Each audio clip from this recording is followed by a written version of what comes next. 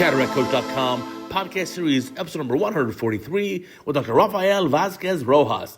The best methods for beginners to become master surgeons. This is some great advice. Welcome back to our Cataract Coach podcast. And today, I have a very special guest. I got Dr. Rafael. How are you, my friend? Dr. Rafael Vazquez Rojas is a very well-known ophthalmologist in Mexico City who has a big passion for teaching residents. And we had an opportunity recently in FACO Fest in Oaxaca to do a lecture together, and I had so much fun. So welcome to the podcast, my friend. Yes, today we're going to talk about teaching and the new generations. And I just would like to say that this is a huge opportunity, and I'm very glad, and I really, really, really appreciate the opportunity to be here. Oh, my friend, my pleasure. I love the way you teach. I learned a lot from you, and I also realized you have a huge fan club there and at the meeting. Yeah, it's a shared fan club, because obviously the first thing that I say to my students is go and watch CataractCoach.com, and everybody knows it.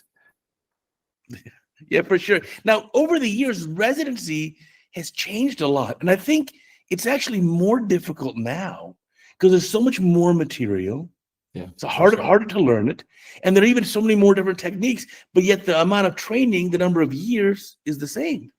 Yeah, for sure. I think teaching is one of the pillars of life. If we don't learn, if we don't teach properly, we won't transmit knowledge the right way. And if this happens, we'll keep having to go back every time we want to learn something new. So for me, this is vital, and we, as professors, I think we have a huge responsibility to transmit this knowledge the right way for them, because they already know so much things. So you have to keep up with that.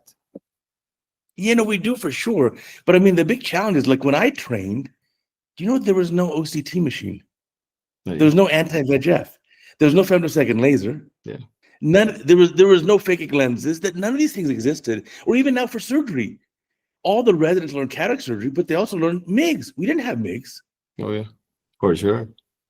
So there's so much more to learn. So what do you find? What's the best way for a young surgeon to learn this? You're starting your residency. You have a mountain of knowledge that you have to learn. How do you start? And it's in particular, how do you learn the operating room? Because we all can memorize a book. Yeah, of course. How do you learn to work with your hands? Well, I think there are lots of ways to learn something new, but specifically with the surgical skills, there is a very hard way to learn, because there are two paths. The first one is when you are super confident with yourself, and then you go to the operating room and you try it. But sometimes that's not enough. That's not enough to watch a video and have self-confidence. So the other one is to learn by watching your mentors. And obviously, this is the best way in some ways, because that's not enough too. You have to have both, because when you watch a video, you analyze it, you study it, and then go to the operating room. Then you have the whole package. In the operating room, you're not limited to see the procedure. You can watch your mentor's hands. How is he moving? And you also can have some kind of feedback when you ask him, what are you thinking? What is your personal algorithm to proceed with this procedure, with this case? There are lots of new things that no one in the world know to do, because they're new. Right. And there's a learning curve also for super skilled surgeons who know how to do everything that it's going on nowadays. But with so many things that are new in the world, we all have to stay humble, because there's going to be one day when we won't know everything. For sure. In fact, I don't know anything now. So, Yeah. I think there are two parts of it. On the one part, you have to be able to teach yourself. Yes. But then also, you have to be able to learn from your professors and your colleagues and your attendings who are going to teach you. So you have to do both. You can't just do one. Sometimes I used to have residents who would do no self-learning, and then just come with an empty mind and say, okay, teach me. But that's not sufficient. You have to do both. Yeah, yeah, of course, because learning is always a process. When you know something and then you grow that knowledge, and there are not like these cubes where you used to the cubes. These cubes with like Legos, the ones that you play with. Uh, if you put them in the floor, just one by side by the other, you're gonna just have something like, I don't know, something like plain and something that's not growing out. You have to pile them one On top of that. on Yeah. top of the other, and that's what learning is. From my perspective, I don't know. It's something that is a little bit new for me, because I've always have this like of teaching, but I have been practicing it formally just 3 years by now. Wow, you've done so much then. That's amazing. Yeah, Yes, it because seems little. right now you actually do a lot of resident teaching. So you were in the operating room side by side with the resident, and you're correct. There's more than just like the video. You may hold them like, no, sit like this, put your Yeah, shoulders back, hold your hands this way. There's yeah, those for little sure. things sometimes you don't show in the video. Yeah, even though you have a video where you show it, but I don't A know. few. Yes, yes, it is amazing. But um, yesterday I had a very challenging surgery. Um, we usually are divided by all these specialities. But yesterday, I had a special invitation for one of my mentors from the uveitis room. This Okay. was Dr. Patricia Navarro, and she was like, "Please help me with the surgery. I have other things to do." And this is the case. This is a patient, 76 years old, with Okay. hyphosis. She couldn't stand. She couldn't get the right position. She couldn't be like totally flat. So I had to operate her like something like this, like with the head Wow. a little flexed, and it was not an easy case. It was like Right. totally blocked. The pupil was totally Sneaky. synecate, and when I was thinking, okay, but this is an uveitis cataract, it should be a soft cataract, but it was not. It was hard as a rock, and I couldn't see anything. But my point here is you have to stay humble, but because you never know where is going to be this challenging case when you have to listen.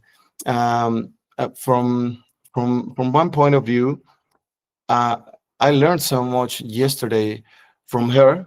She was telling me Right. some things that she used to do in these cases, even from the with the fellow that was helping me with the instruments and everything. And it was a very rich moment for me. And I was thinking, how amazing is this?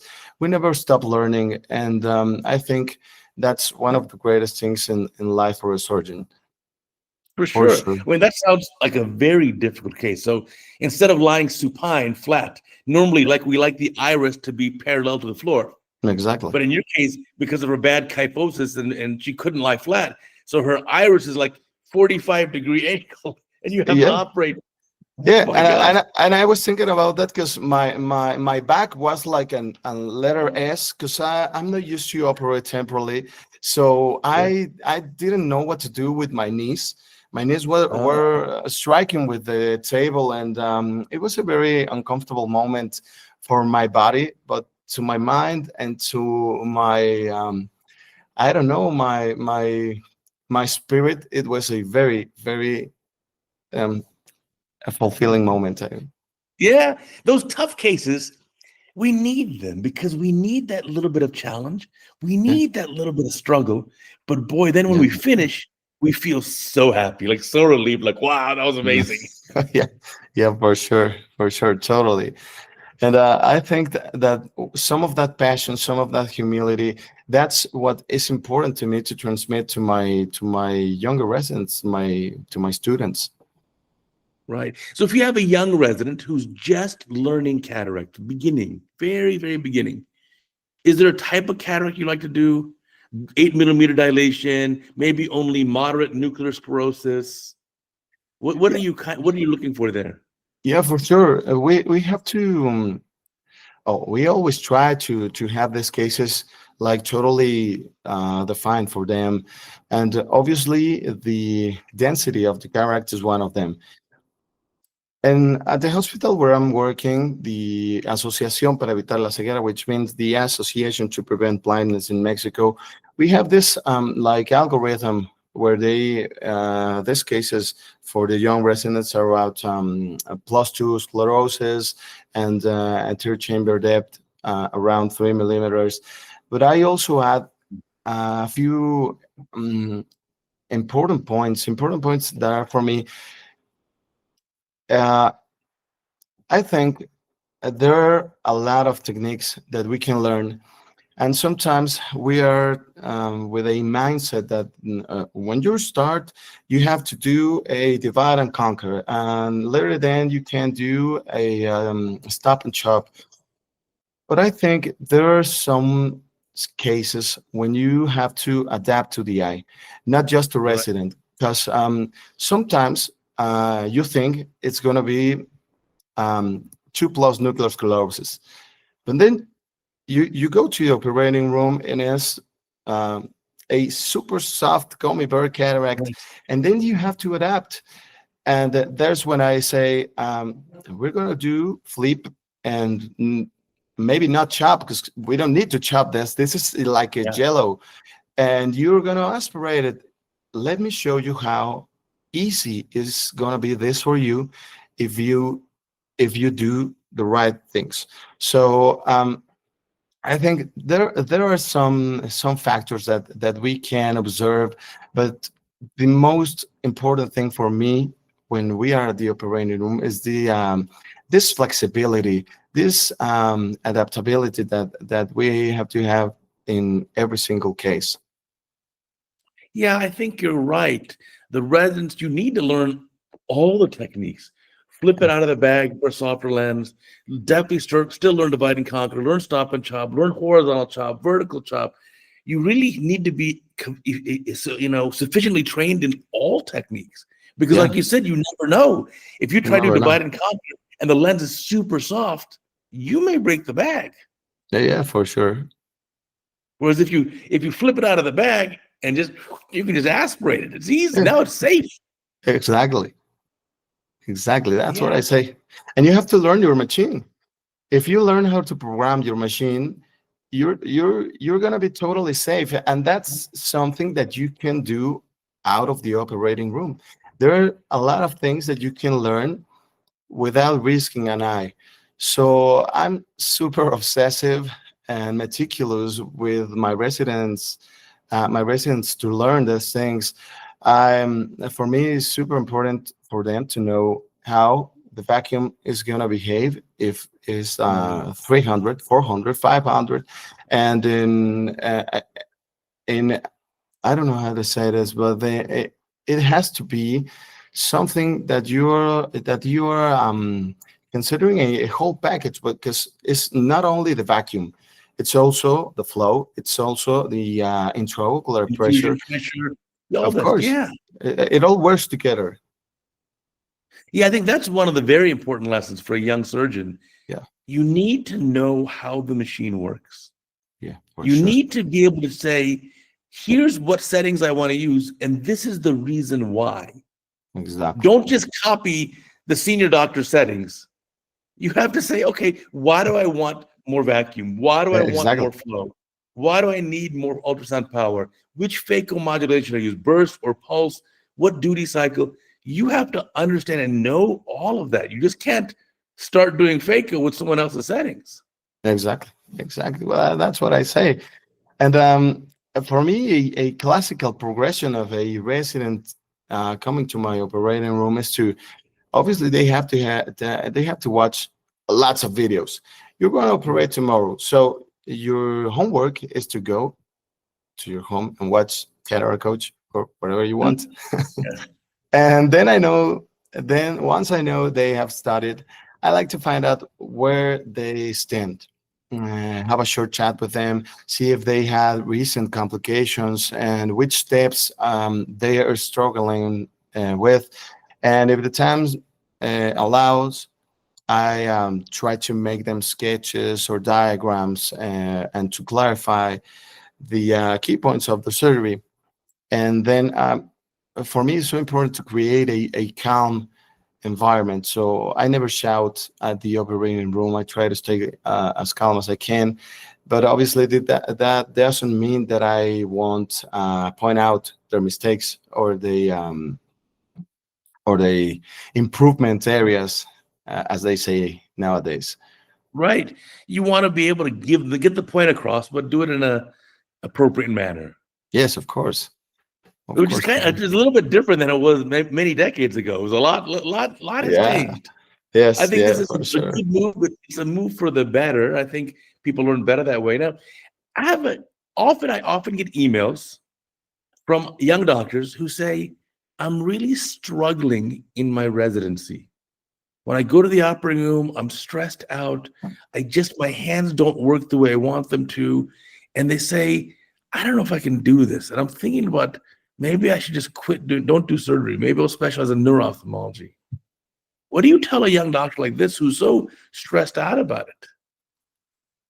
Well, I think there are some key points for a resident. The first one is to be humble. Humility, this doesn't mean they don't value themselves or they lack of self-esteem. It means having the mindset that no matter what, there's always new to learn. And for them, I think they're good with it because they already have it. They already have it. They're struggling because they think they're not enough. And the second thing is to be a good resident, you have to work hard. Right. One doesn't exist without the other. So you can't rely on talent alone. If you work hard, you're going to be better than yourself, at least. So you have Right. to work hard because what isn't practiced becomes weak. And no Mm, matter how much talent you have to work hard. And the third one is skill. But skill is something that has been misunderstood along the years. This is skill is a two-way road. You have to build it, or you have to build it. Uh, some of my students have a huge potential, okay. but I've seen some of them not go as far as others who work hard and stayed humble. Mm, No matter how skilled you are, there isn't a single surgeon who performed the very first surgery perfectly, because these mm, things require hard work. So if you're struggling, if you feel your hands don't respond, uh, you have to work even harder. Sometimes we feel that we are in a very dark moment of our lives, but working hard is always going to make you feel better. So mm. there are lots of possibilities. There are lots of ways of working hard. You can go to the simulator. You can do sutures in a pork eye. You can even what I always say: to go to the sushi and eat with the chopsticks. Eat rice with your non-dominant hand, and you're gonna feel better. I assure you. Yeah, you have to put in the hard work. Yeah. And I think I like the idea of using the non-dominant hand. Like if you Okay. could eat sushi, if you could pick up grains of rice with chopsticks with your non-dominant hand, that's pretty good. That's Yeah, yeah, really that's good. for sure. It takes practice. You have to practice it. Of course. But then also, I like the idea that you have to put in the effort in the wet lab. Some people may have more natural ability, Yeah. but even there's no resident I've ever met who couldn't learn suturing. You can learn it, but you have to then push yourself to learn it better. Yeah. And so my rule for learning suturing was I liked 10, 10, 10. 10 sutures, 10 on nylon in 10 minutes. In the wet lab, on the pig eye, do it. Yeah, Let's see. yeah, for sure. Even sometimes it's harder to do it in a pig eye because it's a little bit harder. The pig Yeah. eyes are so resistant, and it's another consistency. So when you get to the human eye, you it's some like this is easier. It's a softer tissue, so I can go a little bit fluid, so Yeah, better I better think you're flow. right. The pig eye is a little bit tough. If you want to really practice your capsulorhexis skills, you Yeah, try those pig eyes because the pigs were slaughtered when they were very young. So those pig eyes, yeah, that capsule is very elastic. It's tough to do. yeah, for sure. But I think it's a good learning skill. But yeah, I think putting the effort in to learn in the wet lab ahead of time is very important. Watching the videos for sure. Coming prepared. If you know tomorrow you have a case that has pseudoexfoliation, then tonight you better watch a lot of videos about that to learn what Of are the course, potential issues. of course, And for then the sure. key, I also thought it's very important that every surgery that you do as a resident, afterwards you get a paper and you write down what did I do okay, what was good, and what was not so good, what was bad, what needs work, what needs improvement. And then you have to make Yes, sure that you learn from every single case. of course. Watch your own videos. That's super important. I remember during my training days, I used to operate on Fridays. So Okay. every Thursday, I rehearsed with my band. I was the vocalist. Sometimes I play the guitar or the keyboards. But anyway, I'd get home around 9, and from that point to 12 o'clock, 1 a.m., I watch videos one after the other. Sometimes my own videos, of course, trying to understand what I was doing right or wrong. And it became some point where that gives you a whole perspective. My colleagues would often ask me, "Hey, I ran into a complication. What would you do?" You'd probably seen a CataractCoach video about this, and most of the time the answer was yes. So I did know what to do. I maybe I didn't know how to do it. So we put it like in a brainstorm to fix it to achieve the better result for the patient. But you have to have this like background of knowledge when you are facing these cases, even for easy cases. Right. No, that's for sure. There's so much to be learned. I got to tell you, I still learn every week because all the videos that are sent to me, I watch, was like, oh, I haven't seen that before. Let me feature this on Cataract Coach. So Yeah, I'm learning even now, and I finished my training 25 years ago. I still learn every single week. There's always something new. yeah, for sure, Yeah, for certainly sure. the learning never stops. The other thing is, I think young surgeons today, they can learn in 1 year what took me 10 years. Whoa. Right? You don't have to experience a phaco wound burn because the phaco tip's clogged. You can watch the video on Cataract Coach or wherever else on YouTube, and you can say, "Oh, that's what it looks like when the phaco needle is blocked. You see the smoke sign on the tip. That means I better stop before I get a wound burn." You can learn this without suffering that same complication. Yeah. Imagine having to go through every single complication just to learn how to fix each one of them. You rather go Right. and watch a video. Yeah, for sure. I think if you put in, that's why I chose that format of just 5 minutes a day. That's it. Hmm? You can watch it when you're having your coffee, when you're on the subway going to your work, whatever it is. When you That's have just good. a minute, 5 minutes, and then it'll get you one point across. And I think that was kind of my idea that you can learn one thing every day. After 3 years, that's 1,000 things you learned, Yeah. Yeah, it's and then amazing. that becomes amazing. So yeah, watch one category video a day, just 5 minutes, or if you don't have time, watch it on Insta, and you can see the same video in 30 seconds or a minute.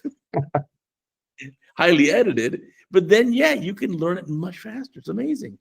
I think every one of us can find room to watch a 5-minute video. I think it's a very achievable amount of time. 5 minutes it's something that we all can do. So 30 seconds, it's for me, It's faster, of course, but if I'm gonna see a 30-second video, I'm gonna see not one. I'm See gonna many. watch yeah, many 20 or 10 videos. I don't know, but there's a faster and a more precise way to learn, as you say. This is a very fantastic opportunity to the newer generations, and that's why I always think, oh, I always see the spark of the future in them, because they are gonna be so much better than I am, and I know that for sure. And even though I'm not that, I like to think that I'm young, but I'm not that young. Well, So that's sometimes I'm in between. yeah, that's for sure. But it's a good journey. It's a fun journey to keep learning, keep getting older. As you get more and more years as a surgeon, it really is just a pleasure. We're very, very fortunate to do ophthalmology. It's Yeah, really for just a sure. blessing. Yes, yes, yes. It is. It's amazing. It's amazing. It's just a mixture of a very challenging way of life, because you have to fix all these things every single day. When you have trouble in teaching, you have trouble in learning. Sometimes you have trouble Right. on your operating room. When you succeed and you look back and you say, like, that's amazing what we can achieve. Some Lots of hard work and effort, but it's super worthy. For sure. Now, what is the ophthalmology training process like in Mexico? So is it like US where you finish high school, then you do 4 years university for bachelor's degree, then 4 years of medical school? Or is it from high school you do 6 years of medical school? What's the training like? Well, here in Mexico, when you are around 13 years old, you are a junior high school or the equivalent. Then you go to high Okay. school from around 15 to maybe 18 years old. And then you go directly to the university. You choose your career and you go straight to medicine or, I don't know, architecture, whatever you want. And then you start How many like years is the medical school training? medical school It's training. For me, it was like 6.5 years, okay. and that counting the internship and social service, that is around 1 year. But Okay. there were different programs, but all of them are around 5.5 years or 7 years for the most extended programs. And then you go through a process that we call an ARM, which is the National Aspirants for Residency exam Mhm. for, and Okay. then you do that exam, and it's a very hard exam, especially for ophthalmologists. You can go straight to ophthalmology when you finish your medical train, but there are some filters, and ophthalmology is one of the most requested specialities. So um, you have to have good a good result in your exam if you want to if you want to become an ophthalmologist. Then they tell you that you passed and you're able to select one hospital in the country, and then the hospitals have their own selection process where Mhm. you go through an interview, another exam, IQ tests, and this personality and mental Okay. issue tests. And every single hospital has their own criteria for the students. That was um, what happened until this year. This year they changed the way they select students now, directly from the CIFRS, that is this organization that coordinates the National Aspirant Residency exam. They directly um, send students from for one hospital or to another based on the results of the exam. So, Wow. as from this year, hospitals don't have a ward to select their own students. So let's see what happens. Wow. So ophthalmology is then very competitive. Yeah, for Is sure. is different. So then, how many years is the ophthalmology residency training then? The ophthalmology residency training is 3 years, and then you can go to anterior segment or cornea or glaucoma, retina, whatever you want. And for example, anterior segment can be 1 year or 2 years. Cornea can be 1 year, 2 years. Glaucoma is often 2 years. Retina is always 2 years. You can major in your own specialty as much as you want. Even, for example, for retina, there's a new branch called pediatric retina, where they see these cases of a Retinopathy, prematurity, things like this. exactly. And we're trying to figure out how to perform or to create these new programs for advanced cataract surgery. This is something that we're working currently, and I don't have a date and a specific date, but that's a dream and a thought that we have had for many years.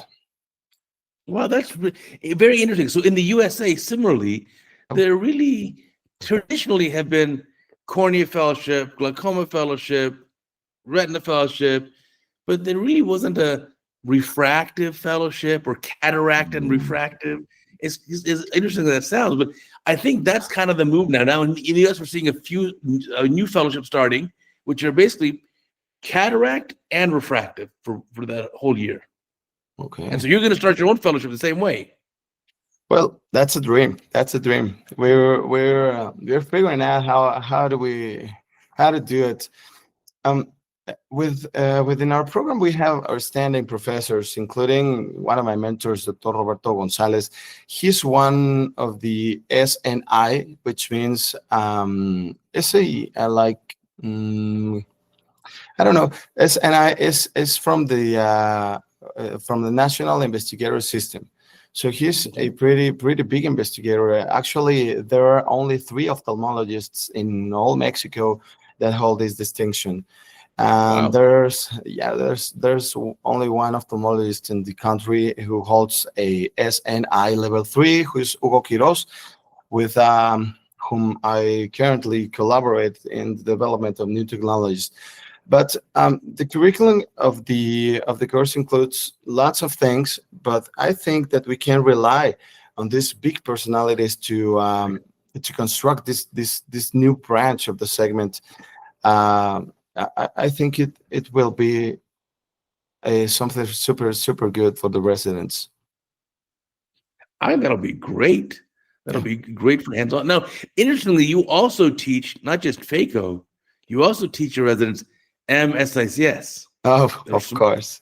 Manual extraction. But that's unusual. In the USA, most residents, I'd say 90% of residents for ophthalmology will finish their training doing only phaco and do 0 ECCE, which I think is an old procedure I would do anyway, but they'll do 0 MSICS, which I can't believe it. Yeah, it's unbelievable. But you're specifically teaching it. Now, tell us why you think it's so important that the residents should learn how to do M6. It's a long way since cataract surgery started. It's about 3,000 years, and we are always evolving. There's always one procedure that is new, that offers lots of things, and sometimes it's good, sometimes not so much. But certainly we have to give it. We have to give to new things an opportunity. So for me, that's MSICS. For me, MSICS is a new procedure, not so new. We already know that works. So I'm not as adventurous as I would like, but this is a procedure that we know that works. So I struggled a little bit at the beginning because I didn't have this mentorship directly who taught me how to Mhm. do MSICS. So I had to learn watching videos. I knew how to do ECCE. So I Right. just migrated from one technique to another. So Right. I was not in a 0 point, but it was hard because there's a lot of things different from ECCE to MSICS. But nowadays, I think you have to learn how to do MSICS. If you learn it, you're gonna rejoice in a super confident and super good surgery, a super reliable surgery. You don't need any sutures. You can put them if you want, but you don't really need them. And it's a super fast way to go, even to places where you don't have a fake machine, and perform a beautiful Right. surgery, a surgery that's going to give the people the opportunity to see with a very, very low cost and very, very low time in the operating room. For sure. I think the benefit as well is, even in Beverly Hills, I do at least one, maybe two MSICS surgeries a month. Well, And I also, like you, I learned by watching videos. I never had any instruction. No one sat and taught me side by side how to do it. I learned by watching videos. that's amazing. And Your the own amazing, videos, well, now I teach it in my videos of because I think course. it's so important. The case when I did very recently, I was showing you a picture on my phone of just a brunescent cataract. I mean, Yeah, it was just yeah, pitch yeah. black dark. So this is a patient, with a weak corneal endothelium. There's some zonulopathy, and the nucleus is incredibly dense. I don't want to fake with that. Of I course. can do a nice big MSICS incision, take the whole nucleus out in one piece. I put sutures in the incisions just because I like to sleep well at night and not worry that the Of patient going to course. rub her eye or his eye. And Yeah, then next morning, the patient's a clear cornea. It's amazing. it's And it's also amazing. less stress for me, less stress for the corneal endothelium, and less stress for the surgeon. And so I For think it's a sure. really important technique to learn.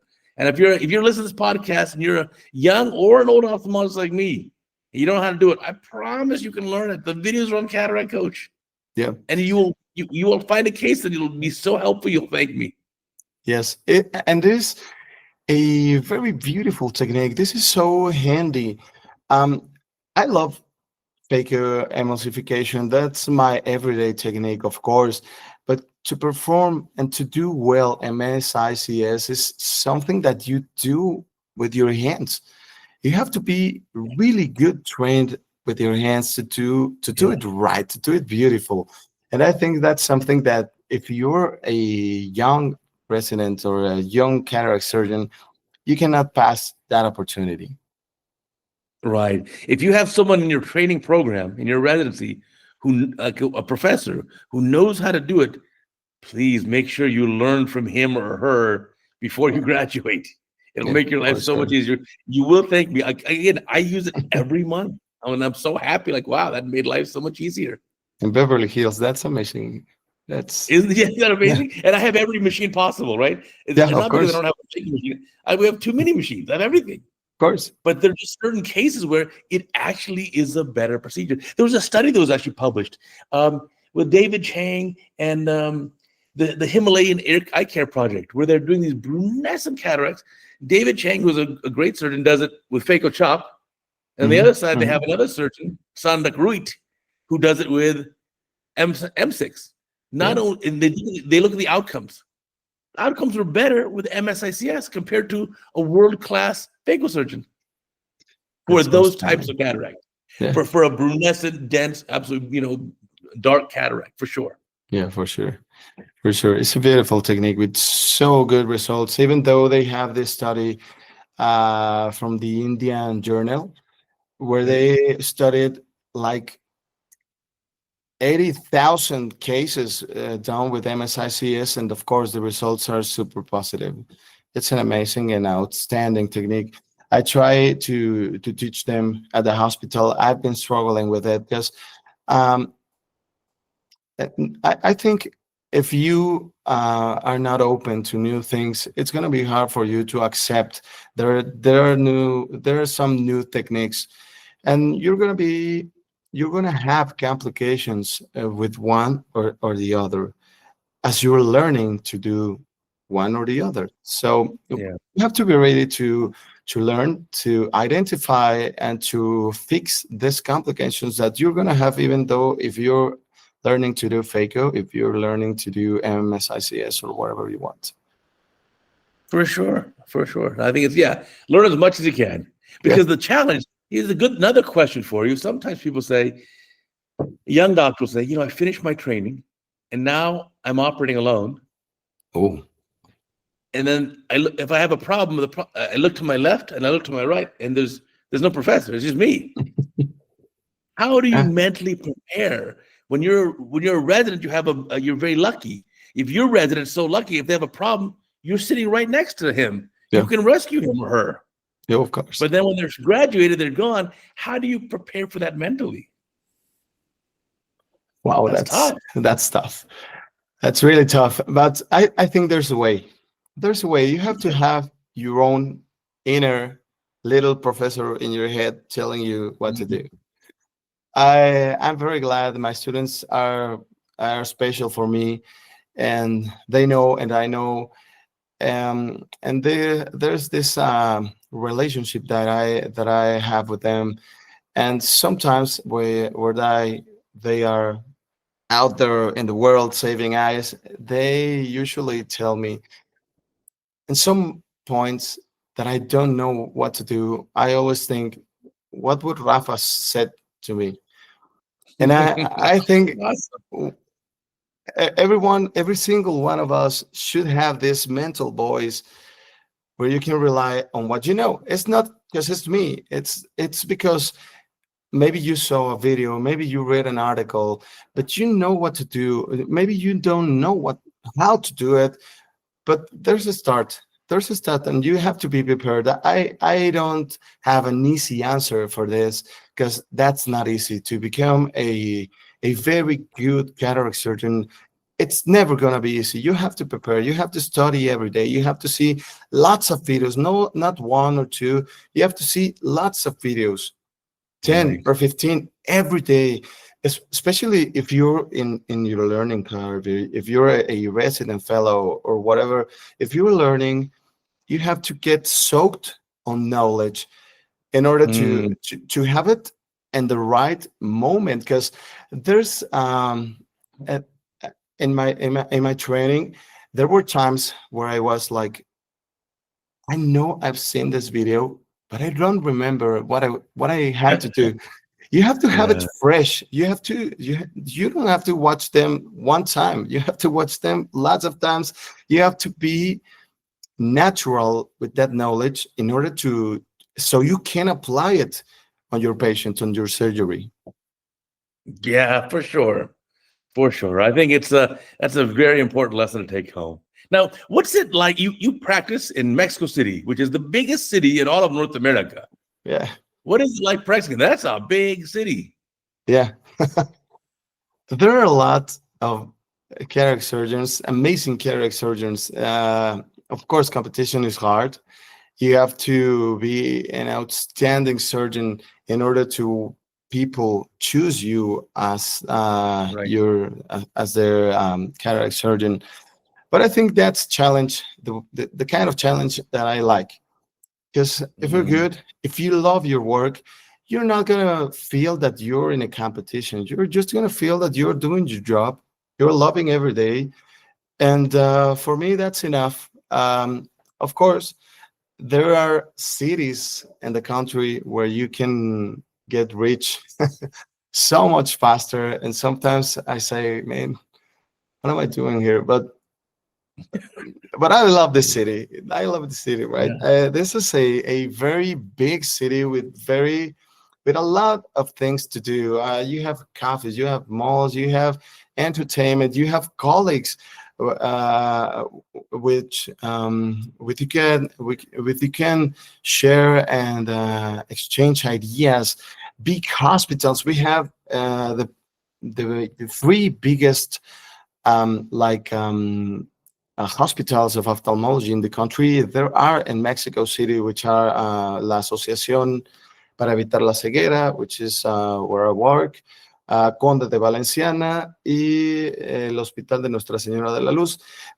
These three hospitals are teaching sites, so there's always something to do, and I like to think that we're friends with these hospitals. We are not enemies because we always are learning from one from them, and I think they learn from us. So I love this city. It's a hard mode living city, but Yeah. I would never go. I think this is the way where I belong. Yeah, I think the same thing. I like to be in a big city as well. But Yeah, you're right, even whether it's in Mexico or whether it's in USA or any other country, if you go practice in a small town and where you're the only ophthalmologist, you may become busier but faster yeah, because there's no one yeah, else. yeah, for But sure. if you're in the big city where just within a few kilometers you have 50 other ophthalmologists, it's a lot more difficult. Yes, yes, it is. Yes, it is. But I think it's worth it. I think it's worth it. There are so many things here that friends, family. There's Of everything here, course. and it's super worthy. Now, one more thing I want to surprise the audience. They don't know you are also a fantastic musician, but also artist. At this Faco Fest meeting in Oaxaca, there was actually an art exhibit of young doctors and like you who are exhibiting beautiful artwork. How did you get into art? You're incredibly talented. Oh, thank you, doctor. Here's here's something. There's some things in your life that are so part of you that you can't just you just can't leave them, and once again you have to work hard to keep them in your life. That's not easy because residency training, ophthalmology, even medical school is hard, and there's always gonna be hard hard moments in your life. And I don't know, my message for the next generations would be work hard, stay humble, and never forget that it's from the darkest moments in life that we can see the light most clearly. And for me, Mm, that is art for me, because uh, there's going to be lots of dark moments in life, but if you have something else that you can rely on, you have your weights, I have the yeah. art, but there's something, there's going to be always something for every one of us. For me it's art. For me it's art, and sure, I enjoy to share this with my colleagues, which they are a lot. I'm surprised because when the Congress started, and lots of people started to see that we were mounting an exposition, they were like, "Oh, I like to do that too. I like to paint. I like to whatever." So I'm amazed how many ophthalmologists are also artists, and I also have a football team. So the possibilities are just in your mind. So the possibilities are unlimited. So you can be whatever you want. Uh, so just be careful, because you can, as I did, you can uh, get a fracture in your feet, but Oh, from you'll playing get well. football. Yes, Yeah. yes, but But painting is safer. So yeah. well, one of the paintings I saw of yours that I really loved was you had a retina fundus Oh yeah, and you had three panels, so three separate pictures or paintings side by side by side. yeah, And the first one showed a beautiful, clean retina. Second one was the next part, the part of it that had like maybe a moderate amount of diabetic retinopathy. And then yeah, the third panel had like severe diabetic retinopathy. So that progression was so interesting. And obviously, as an ophthalmologist, we understand it. I yeah. think other people may not understand it, but I like how you combine ophthalmology with the art. Yeah, of course, for sure. That's what I like the most. By now, I don't. I don't do anything. I don't do paintings that don't have to do with ophthalmology. That's my passion. And I think there are some ways, some interesting ways to show people something that they should learn through art. And you can go as artistic as you want, because like this one with the diamonds, and they're trying to show how the relationship of the fake needle with the fragments. And I think this is a some kind of legacy that I want to share with the world. I don't know if I'm gonna be able to do this all my life, but I hope so. And who knows what else is gonna it's gonna be painted. But I would like to be an inspiration to all these young doctors, that they're feeling like uh, medicine school is so absorbing, it's so hard that they can't be anything else. You can, you can still be a painter, a singer, a lift waiter, or whatever your passion is, and even if you're lucky enough, you can combine them, you can mix them. Yeah, that's for sure. Now, I wish I had your artistic talent because it's easy to Oh, mix you do ophthalmology and art. It's easy. So not all your beautiful art pieces have related to the eye. So yeah, I of don't know how I'm course. going to mix ophthalmology and my hobby of weightlifting. I don't know. It's a little That's a bit harder. Yeah, it's complicated.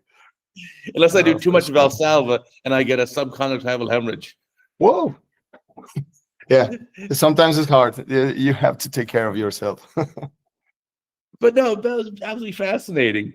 Yeah. And so your artist, your artwork of the diabetic retinopathy, that's a very big problem then near your clinic, right? You have a lot of diabetic patients. Yeah, for sure. There are everyday patients. Here in Mexico, that's a real problem for us. The diabetes is something that we have in our genes. So we have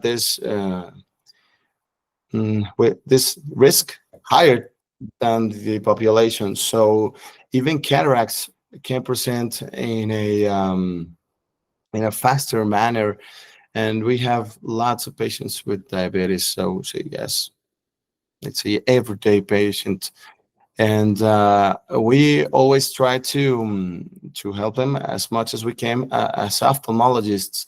But I always like to give them some advice to take care of yourself, to do their diet, to take their medications the proper way, because I think there's some mental component that is always hard in this disease. Yeah, no, for sure, for sure. We used to in my training as well here in Los Angeles. We had a lot of patients with severe diabetic disease, and they'd present with very The first time they ever see an ophthalmologist, they already have neovascular glaucoma, Yeah, proliferative diabetic retinopathy, vitreous hemorrhage. That's the first time they're ever getting their eyes checked, and they're coming to you bilateral, counting fingers vision. yeah, for sure. They don't know how to what to do. They don't know where to go, because in Latin America, they are usually very low income people. So there's a health issue that is very important for us, and that's one of the reasons why we do this sort of campaigns, where we go, as you know, in Oaxaca. Recently, we did a campaign for low-income people just previous to the Congress. We operated around 70 patients. It's a low number, but there's a start. That's the first Yeah, campaign organized by the Centro Mexicano de Cirujanos de Catarata. It's the first one that we do. But we're very oh proud yeah, of it. that's I like the idea. So right before the Congress, come down an extra day or two and do a Exactly. lot of surgery to help a lot of patients. Of course, yes. It's Oh, that's a great that's idea. what this is about. Yeah. Well, I really enjoyed hanging out with you, spending time with you in Oaxaca at FACO Fest. Yeah, me too, Mr. Really, such a pleasure. You're doing great things. You are definitely one of the future leaders in ophthalmology. Oh, Keep nice. up with the great teaching. No, I'm telling you, you're going to do amazing things. And I Thank you so hopefully much. at another symposium soon, I'd love to do another presentation together with you. Of course, of course. Of course, my pleasure, Master. It was a great honor to have you here, and I hope that we can have some more oftenly. I don't know where I'm gonna be there, but for sure I'm gonna be We'll looking figure it after out some more presentations together. Take it for sure. for sure. Take it for And then granted. And then finally, tomorrow, this podcast says, will air on a Sunday. And then on the Monday, we'll feature a video. You sent me a great video. Tell me about this video here, the small and the big video. What's this about? And it'll be Yes. featured tomorrow. So if you're listening to the podcast on the premiere day, it's tomorrow's video. Well, perfect. So the smallest and the growest is the biggest is a video about how our approach can be so different in the so different kind of patients. So this is about a patient. This is a pediatric patient who who have this eye that is not able to receive a intraocular lens. So we're planning to leave it a phakic. So we don't need this 2.2 incision. We can do all the surgery through these 1 millimeter ports. We need to. And it's a little bit ironic considering that we have, on the other hand, this MSICS procedure for a elderly patient who need a surgery for a very hard cataract. And we're going to do this incision around 6 and 6.5 millimeters that don't need a suture. But in the baby that has 1 millimeter incisions, we're going to put a suture for sure, because these incisions are going to leak the day before. So the day after the surgery. So in the MSICS patient, we can construct a certain incision that don't need any suture, even though at the conjunctival plane we don't put any suture. I don't know. Sometimes I think maybe I should put a suture because maybe the patient's going to scratch the eye, but they do fine. We've been lucky, I think. This is a very, very reliable surgery, so we have done great with MSICS, but I think it's very interesting to see this contrast when you after all these years we can perform a 1 millimeter incisions surgery and one with a 6 millimeter surgery, and they are both of them new surgeries, new procedures, and they work good in when they are for the right patient. Right, because correct, the tissues are so different. The baby eye, the tissues are just so elastic that even that 1 millimeter incision does not seal on its own. It requires a suture. Whereas in the adult, the elderly eye, 80-year-old patient, the tissues are inelastic, and as a result, you can make this 6 millimeter incision or even bigger, and it'll seal on its own without a suture. So I thought it was a beautiful video. We're going to feature it tomorrow. Anyway, I can't believe we've already been talking for 1 hour, my friend. It's been an hour. Yeah, it's been so fast. Yeah, just having a good time. So I want to thank you again. And I want to remind our listeners and viewers, remember, we got a new CataractCoach podcast every single week on Amazon, Apple, Spotify, Google. Wherever you find a podcast, you find the CataractCoach podcast. Plus, of course, there's a new CataractCoach video every day. And remember to check out our sister channel, Retina Rounds, where you can find also Retina videos and a Retina podcast too. So until next time, I'll catch you later.